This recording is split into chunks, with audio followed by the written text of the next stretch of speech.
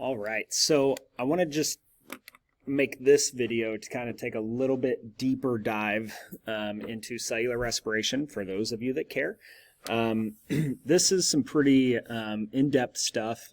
You really, at this point in your life, don't need to know this. But again, just good to know, nice to know, I guess we could say. So with cellular respiration, there's three parts to it. In regards to the stages or steps that your mitochondria does to make this ATP molecule, this energy molecule. The first is what we call glycolysis, the second is Krebs cycle, and the third is the electron transport chain. So if we look at our equation again, okay, we have C6H12O6, which is glucose.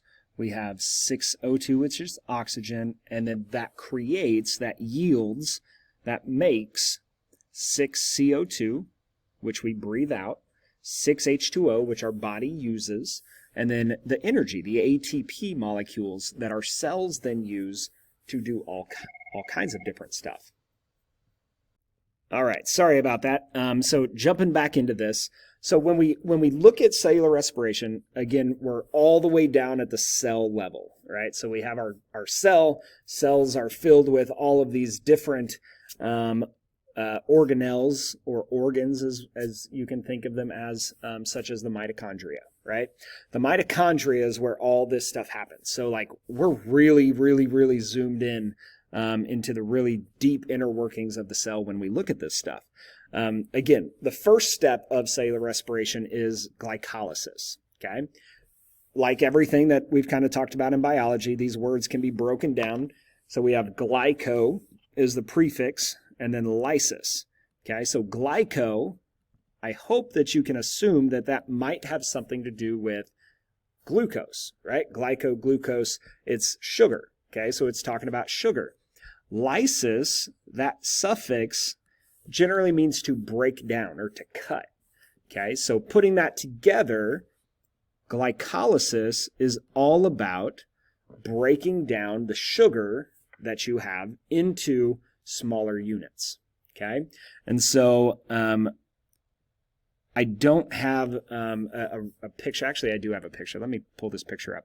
So in glycolysis, we start with glucose, and it breaks that down into these things called pyruvates, okay? That's a word you don't even need to know, but that's what it breaks it down into. So it's breaking that glucose into smaller parts, these pyruvates, okay? And while it's doing this, it's releasing some energy. Why do you think the energy is being released? Because when we break down that glucose, it's breaking the bonds. That's releasing that energy. It's producing that energy. Okay? And so then that pyruvate goes into this second phase of cellular respiration, which happens in the mitochondria itself, and that's called the Krebs cycle. Okay?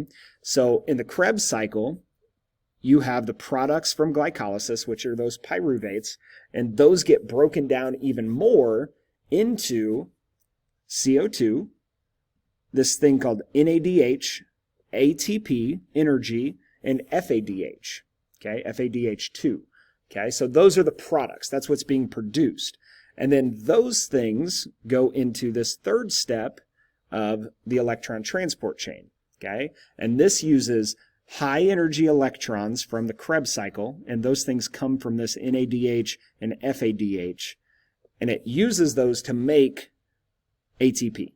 Okay, so it uses those high energy electrons to add on a phosphate to these ADP molecules to make that energy molecule.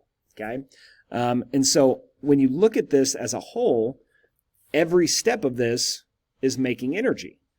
But it's not until that last step, the electron transport chain, where you get a majority of the ATP that's being produced. Okay, so I just wanted to kind of give you a brief overview. None of this is really relevant to you at this point in your life or even career as a science student, but you might see it later as you go through research or as you go through other science classes. So I wanted to give you a brief touch, but in a nutshell, again, we're breaking down glucose to make a bunch of ATP. Okay, and that's energy. That's the energy that our cells are then going to use to break down things, to make things, to work, to make proteins, to do every function that it has, right? That is what this ATP is being used for. If you don't have ATP, then you don't function, you don't live, right? So it's important that your cells are getting this energy. One example, which is kind of cool, I think, is back in many years ago, there was a case in Chicago where a bunch of people were dying after taking Tylenol. And what ended up being discovered was the Tylenol was being poisoned.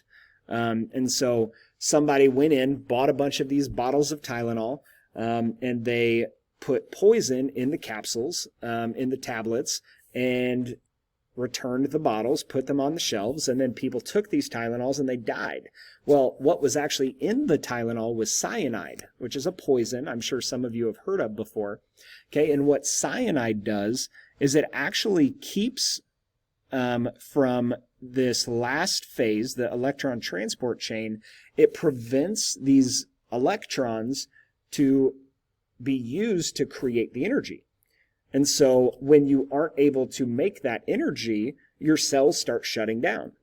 And so then once your cells shut down, then obviously you shut down and you die, right? And so in that case, that's just an example of how important this ATP is. When your body can't get it, when your body doesn't make it, then you can't survive anymore, okay?